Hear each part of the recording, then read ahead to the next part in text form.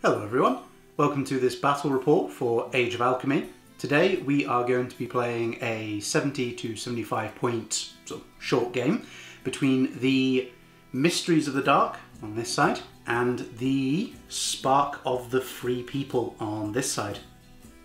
For the Mysteries of the Dark we have a alchemist with pair of daggers. We have 1, 2, 3 scoundrels who have basic weapon and dagger, and basic weapon. We have a thief with dagger and bow, and then we have an assassin with 2 basic weapons. In addition, we also have all 5 of the concoctions available today. For the Spark of the Free People, we have an alchemist with basic weapon. We have 1, 2, 3 pirates who have basic weapon and pistol, and then we have 2 brawlers who just have fists.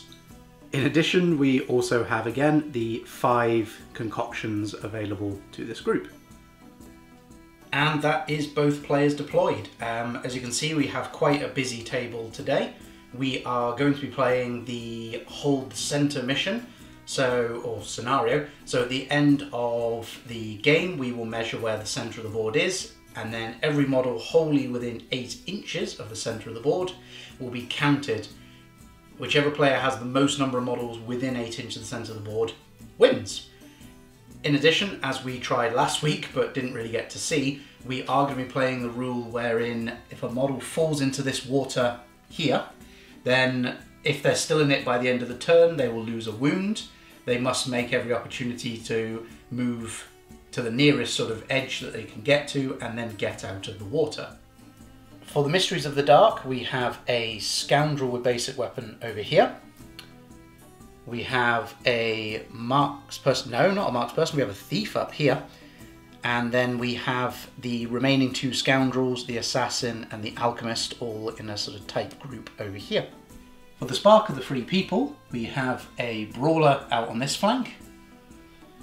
The alchemist, pirate and brawler in a line over here.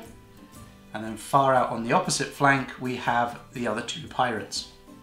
At the start of turn 1, we will roll for initiative. My opponent gets a 1, I get a 2. So, they'll get 1 token, and I'll be going first. End of the first turn movement phase, we have my scoundrel has potted around over here. My other scoundrel has run up the bridge over this side. My thief shuffled over a little bit. My alchemist has moved up behind these crates, and then my scoundrel and assassin have headed up over this way. The alchemist and pirate and brawler have headed up this bridge down the middle here. The other 2 pirates have headed up round the flank over here. And then finally we have the brawler who's headed up towards the main bridge here. At the start of my shooting phase, my thief up here is going to fire at the alchemist. My opponent chose not to react because they do want to use their alchemy this turn. So we're going to measure, it's 14, so it's at long range. We've checked they're not getting cover, but it is long range and I have moved, so it's going to be on a 6. So let's see if I can get it. No, and I don't re-roll that, they are not a marksperson. For my alchemy, my alchemist is going to use the white smoke bomb, which is the number 4, and they're going to put it on the assassin. So on a 2+, it goes off, and that means that they can make a normal move 6 inches following all the normal rules.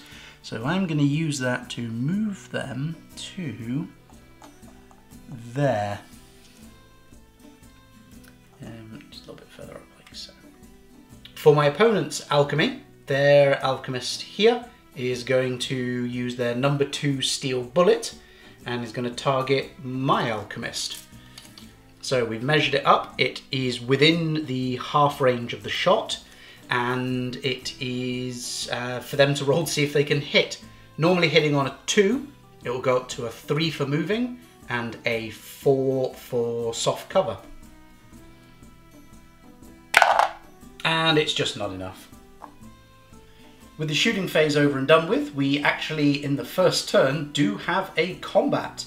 My assassin, rather wounded that he is going to charge into the pirate, who, I discussed this with my opponent, they're actually not going to react to try and run away because they can't. They're going to react to come forward so that if they were to take a wound, they would not potentially fall off the bridge. So they're going to move up to there. And then I'm going to move my assassin into range with their 2 wounds. The assassin has 2 basic weapons. That'll give him 2 attacks. He does have a combat skill of 2. He hits with both. If he gets that again, my opponent will be taken out of the game, but let's see what happens. He gets a critical wound, so that's 2 onto the pirate. It's time for the pirate to fight back. 1 attack, hitting on a 4, which doesn't hit, so it's for him to run away, which will be on a 3. Which he does, so he's going to back away 2 inches to the other side of there, and then I'm going to roll to see how far I get to go, which is 4. So I'm actually just going to stay up against the wall like so. After that, my opponent has decided, this pirate has reacted, so he's not going to do anything, but this pirate over here, we have pre-measured it, can just make it into base contact with the assassin. So he's going to run around like so, and position himself there. 1 attack he has, hitting on a 4, that's his combat skill, and he fails, so my assassin is going to retaliate with his 2 attacks, combat skill 2. He gets 1 hit, and that becomes no wounds. So in this case, I'm the one who's going to be backing away on a 2+, which I do. So we're just going to pop to the other side of the wound counter, like so. Okay. With that 4 inches, my opponent has decided they're going to hop over this obstacle, which they were touching, and they'll just be able to stand on this side of it. So that is the end of turn 1. Join us as we go into turn 2. Start of turn 2, there is no determination to be done yet, so it's straight into the initiative roll. My opponent gets a 6, I get a 2, so I will be getting 2 reaction tokens. At the end of the turn 2 movement phase, we have no reactions from my side, but I have moved up my scoundrel. My opponent has moved up their brawler. My other scoundrel has ran round this way. My thief has stayed up here. My alchemist has also stayed back here. My other scoundrel has headed over this way. And then my opponent has sent their brawler, alchemist and pirate over here. The wounded pirate into here. My assassin over there. And finally, this pirate back here. In the shooting phase for my opponent, like last time, this pirate is actually too far away from this one to be able to shoot him due to the assassin's cover special rule. However, this one hiding in here is able to get him, but it will be on a 6 with all penalties accounted for. So let's see what they can get. It's a 1, however, they are a pirate with a pistol, so they can re-roll that. Into a 5, just 1 below what they needed.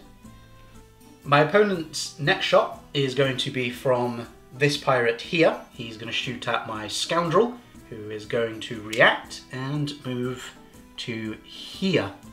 Now, I'm going to do a quick double check, but no, I can still see the pirate. However, he is at long range, in which case he would be hitting on a 4 normally. Hard cover and the long range altogether would make a 7, making the shot impossible.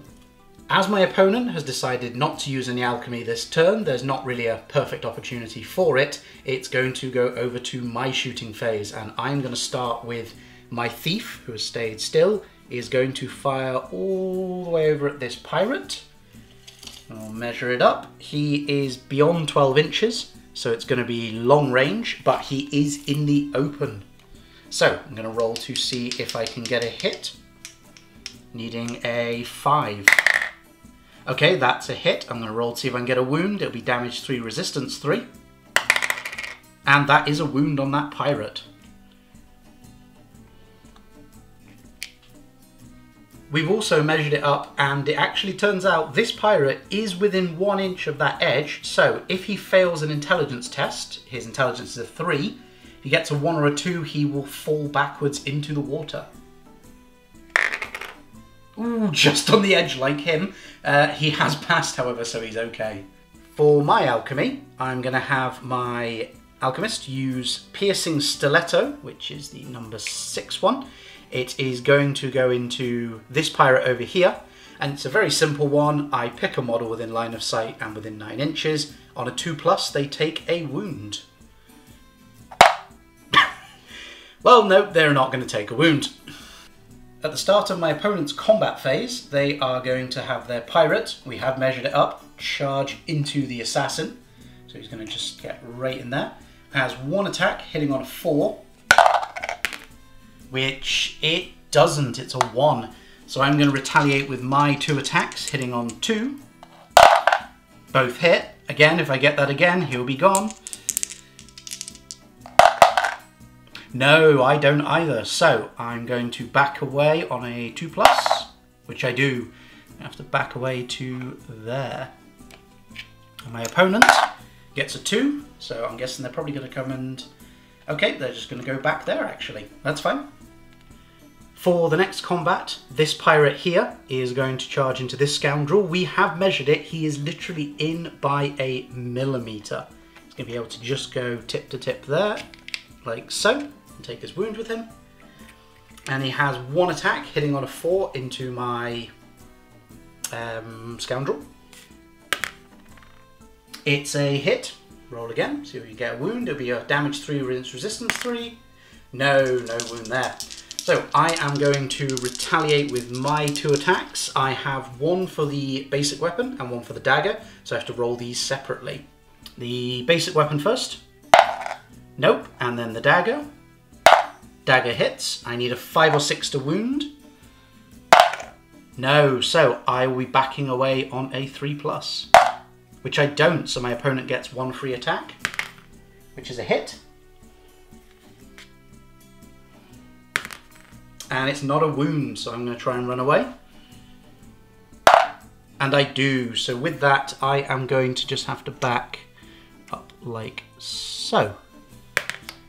My opponent gets a 6 and has shifted back there. Okay. With my opponent's charges into combat completed, I am going to start first of all with my assassin, who is going to go 3 inches this way, and then he's going to hop over the obstacle, which will actually get him, it's a bit of a fiddle, but it will get him into base contact with the pirate. Okay, I've got 2 attacks hitting on 2s. Okay, both hit. 50-50 chance to get rid of him. Well, better than a 50-50 chance. And he has been removed from play. There he goes. I'm going to roll to see how far I get to go. 2 inches. So because I'm in rough ground, it's going to just be an inch like so. For my next, and I'm thinking final charge, I am going to have my scoundrel go back against the pirate that attacked him. So I have 1 attack with my basic weapon first off, which doesn't hit, and 1 with the dagger, which does hit, and I need a 5 or 6 to get a wound, which I don't. My opponent's pirate is going to fight back, and doesn't hit, so he's got to try and run away on a 3+. Which he does. It is a 6. And I'm going to try and go 3 inches. I'm going to use that to go 3 inches to just to here. That is the end of the combat phase for turn 2, and that is also the end of turn 2 in general. Stick around for turn 3. Start of turn 3, we are in the initiative phase. I get a 6, my opponent gets a 3, so they will get 1 reaction token, and I'll be going first. During my movement phase, I was about to move my alchemist. However, my opponent is using their alchemist to react, which they can do because the heavy bullet is treated as a regular range weapon and therefore can be used as part of a reaction. So number 3, heavy bullet, is going from the alchemist to the alchemist where she ends up, not from where she starts. Now, because of that, what I'm actually going to do is go back a couple of inches and go round like so so that the closest thing granting cover is her own model. So my opponent in this case starts on a 2. It would go to a 3, 4 because of their own model. So if they roll a 3, then they will hit their own model. If they roll a 4 or more, they'll hit me. Let's see what they get. And it is just in range for the 9 inches, so I can't claim it's at long range either. Damage 6 against resistance 3, meaning my opponent is getting a +3 to this dice roll. 3 goes up to a 6, so that will be 2 wounds for me. So that's the end of the movement phase. I have moved my thief up here. My opponent has moved their brawler around to catch up with my scoundrel. Over here, the pirate and my scoundrel have sort of moved up in this area. My wounded alchemist has moved back over here. My opponent's alchemist has stayed still. Their brawler's moved up. My scoundrel has moved up into this window. And then we have the pirate and assassin who have just moved themselves up here. Seeing as my thief is miles away and unable to see anybody, we are instead going to have my alchemist use number 2, the black smoke grenade. So I need to pick a point within 12 inches, which is going to be, it's going to be there. And then we roll to see if it goes off on a 2+. It does. I'll just pop that brawler back there. And I'm going to place this 1 inch wide marker on that point. And as such, the assassin and my scoundrel are going to be getting the benefit of hardcover and defending an obstacle in terms of being shot at and charged. For my opponent's half of the shooting phase, they have decided that they're going to use the number 5 from this alchemist, which is Bullet Storm. That means that they pick up to 3 targets. In this case, it's going to be this scoundrel here, this assassin here, and all the way at the back, my alchemist. Now, we've worked this out off camera based on him being in heavy cover or hard cover, and him being in hard cover, that it's going to be a 4 to hit here, a 6 to hit here because of the assassin special rule making that worse, and a 4 to hit over here as well. So my opponent is going to first roll for the scoundrel on a 4. That's a hit, roll to wound. That's also a regular wound. They're going to roll for the assassin, which will be on a 6.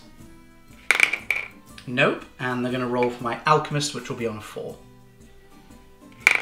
Which is, and then they roll again, see what happens.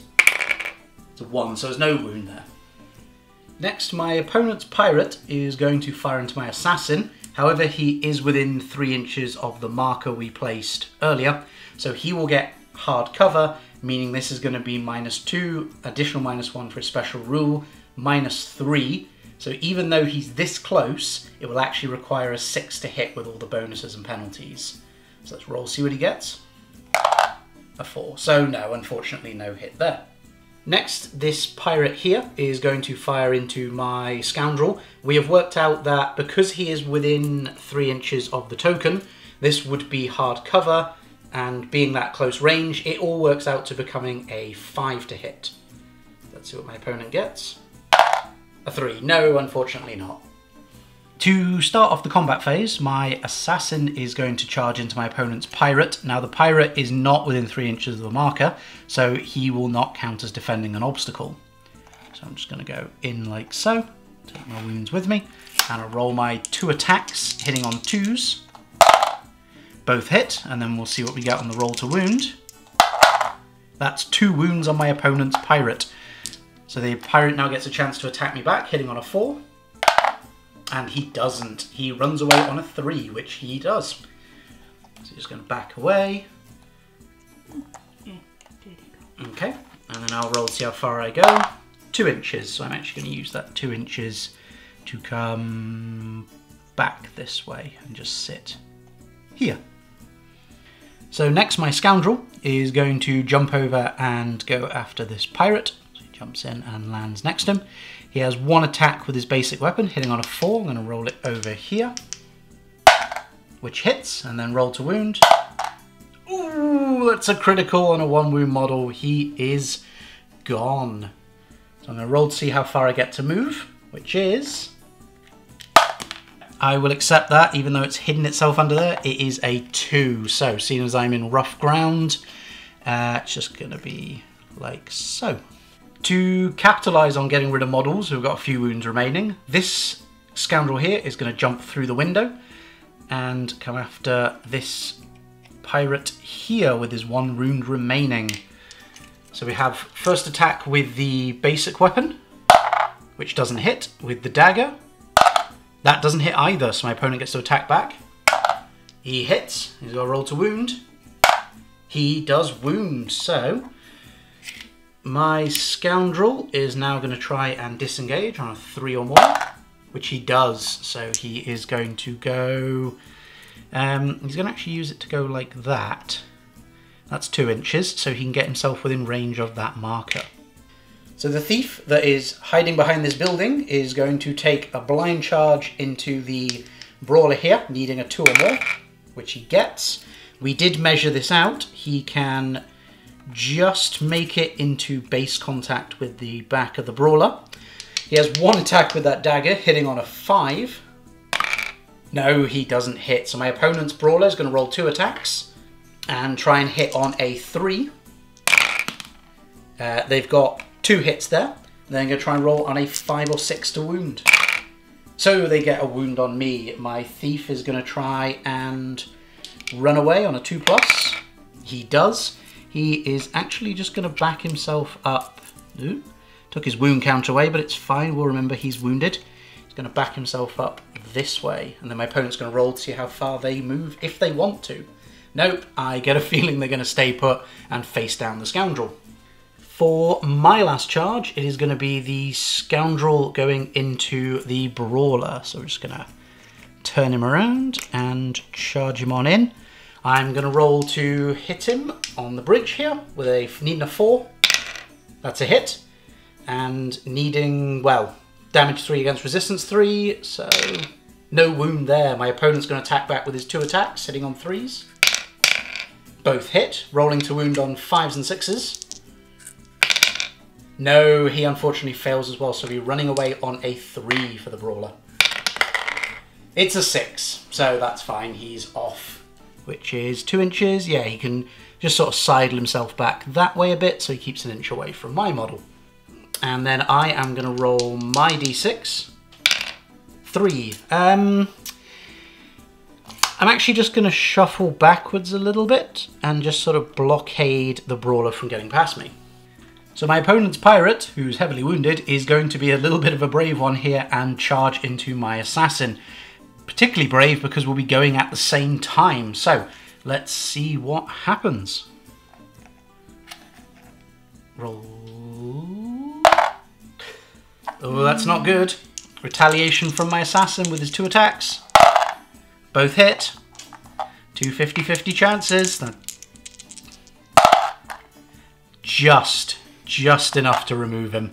So there goes my opponent's pirate, and my assassin gets to move 6 inches. Okay, so he is actually going to go straight forward and go and hide in this building here.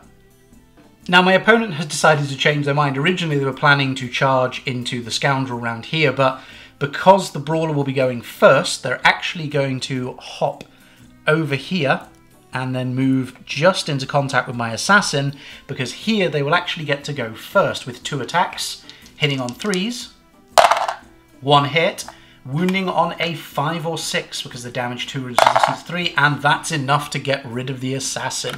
So my opponent's going to roll a d6 and see where they go. 2 inches, well 1 inch because they're in rough ground. Yeah, just going to pop themselves up against that window. My opponent is now going to have their alchemist, who is going to hop over this and charge 3 inches over here. Now I'm going to be going at the same time, just in case she manages to take me out in 1 hit. But I'll roll to see if she hits on a 3, which she does. Looking at a 4, 5 or 6. No, not enough. So my scoundrel is going to attack back with the basic weapon on a 4. No, and the dagger on a 4. The dagger hits, needs a 5 or 6 to wound here. No, so I have to back away on a 3+. I do. So I'm going to go back to here. And then my opponent's going to roll and see what they get. 5 inches, so we'll see where they would like to go. I'm guessing probably back where they were, which they can just achieve with the 5 inches. Last charge of the phase, my opponent's brawler is going to charge into my scoundrel, like so. 2 attacks hitting on 3s. 1 hit and 1 hit. Wow, well done. Then on 5s and 6s to wound. Ooh, that's 2 wounds to me. Oof. Let's see if I can repay him in kind with my own attacks. 1 attack hitting on a 4. No, I'm going to have to run away on a 3 or more. Which I thankfully do, and I'm going to back myself away to here. My opponent's going to roll 5 inches, but I'm guessing they're probably just going to follow up with me. Yeah, I thought as much. There we go, that's where they're going to stay. At the end of the turn, we've had quite an impressive combat phase. We have quite a few wounded models around. This token, as it is the end of the turn, is gone, so no more obscuration of my models. And yeah, let's see what happens in turn 4. It's the start of turn 4, and my opponent unfortunately has 3 models off the table. So if they roll a 1 or a 2, they can fail their determination roll. And they roll a 1. We will come back to you after deciding which model to remove. My opponent has decided, after checking that it's only their 2 brawlers who are on full remaining wounds that can be removed, they've decided to go for this one here, even after the rather stellar performance he did. Unfortunately, a model has to be removed, so it is this one. After that, a rather unfortunate determination roll, we are going into initiative phase for turn 4. My opponent rolls a 1. I get a 5, so they will be getting both of the reaction tokens. End of the movement phase, my thief has run up this way. Scoundrel is trying to cross this bridge over here. My other scoundrel has popped out round here. My opponent's alchemist has moved up to square off against my alchemist. And then the scoundrel and brawler over here are just eyeing each other up, ready for a fight. To start off the shooting phase, my alchemist is going to use the number 1 stun dart on my opponent's alchemist. Has a range of 18, so we're definitely within the short range part of it. However, I have moved, and that's it, so it's only going to be a -1, so it'll be on a 3+. And that is so. My opponent has been hit with the stun dart. We're going to put that dice next to them to remind us. That means that from the next phase onwards, so from the combat phase, and for the rest of next turn, they roll a d6 in each phase. If they get a 4+, they can act normally. If they get a 1, 2, or 3, they cannot do anything for that phase, including react. That's it for my shooting phase. My thief, unfortunately, is unable to actually see a target where he could roll enough that he could hit them. Most of these targets are quite high penalty, so he's not going to be able to get a shot off. Therefore, it's over to my opponent for their half of the shooting phase. For my opponent's alchemy, their alchemist will actually get to react in this phase. This marker here doesn't actually do anything until the start of the next phase, the combat phase. So they're going to use their number 1, which is the high explosive shell, and they're going to pop it within 6 inches. Yeah, they're just going to pop it right there, so that if it goes off, this model within an inch will get hit. My opponent now needs to roll to see if it goes off, which it will on a 3+. Oh, just enough, that's not good. So, this model here takes a damage 5 hit against the resistance 3, so it's +2.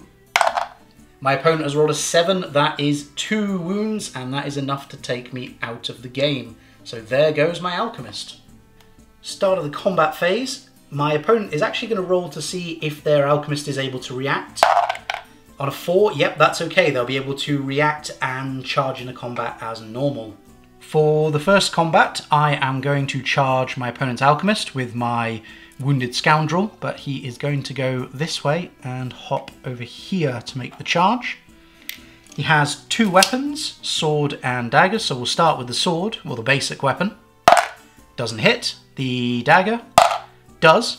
5 or 6. It does so. My opponent takes a wound and then attacks me back. They have 1 attack hitting on a 3, which hits, rolling to wound. which does. Ooh, that did not go to plan. So my opponent's now going to roll a dice and see if they want to... Yep, they can move up to 3 inches. They're going to go like that. Okay. After that, my other scoundrel here is going to charge into my opponent's alchemist like so. And he's going to have 1 attack with his basic weapon, which doesn't hit. My opponent attacks back, hitting on a 3. No, so they try and run away on a 2 or more, which they do.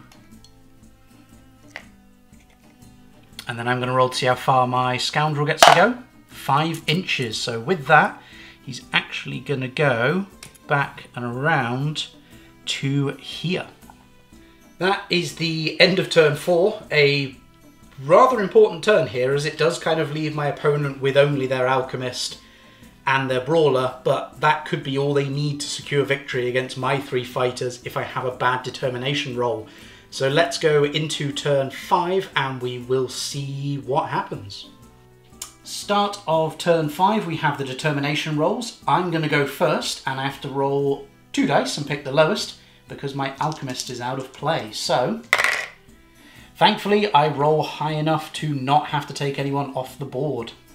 Now it's my opponent's determination roll. They have 4 models off, so we'll roll to see what they get. And a 1 again, so unfortunately we already know that has to be their last model left, which is the brawler. Turn 5 initiative phase, we're going to roll to see who goes first. My opponent gets a 1. I get a 4, so they will go second with a reaction token, and I'll be going first. Start of this movement phase, my opponent is actually going to have to roll for the stun dart, see what they get. They're okay, so they will be able to move.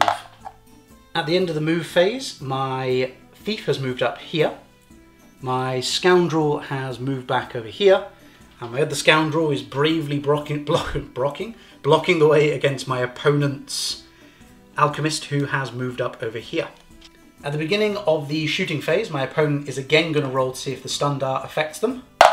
Okay, so they are unable to shoot in the shooting phase, which means we can skip over the shooting phase completely because my thief, his only target would be the alchemist, but he actually can't see her from where he stood. As it is now the combat phase, my opponent has to roll yet again for the stun dart, see what happens, and no, they will not be able to charge or react this phase either.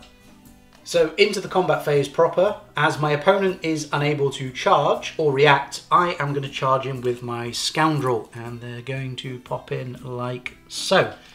They have 1 attack hitting on a 4, which they don't, so my opponent has 1 attack hitting on a 3, which they do, roll to wound, which they don't, so they've got to roll a 2 or more to back away, which they do. Even though they have the stun dart on them, they still get to disengage from combat. I'll roll my dice, which is a 3, and I'm actually just going to use that to shift back around to here. My determination roll for turn 6, which is the final turn of this game, 2 dice again because my alchemist has been removed. So unfortunately in that case it is a fail, and it is going to be this scoundrel because he has 2 wounds, everyone else has 1 or none. Start of turn 6, the final turn, we have an initiative phase, so I'll roll first. Okay, in that case we both roll at the same time. My opponent will get 2 reaction tokens, and I'll be going first.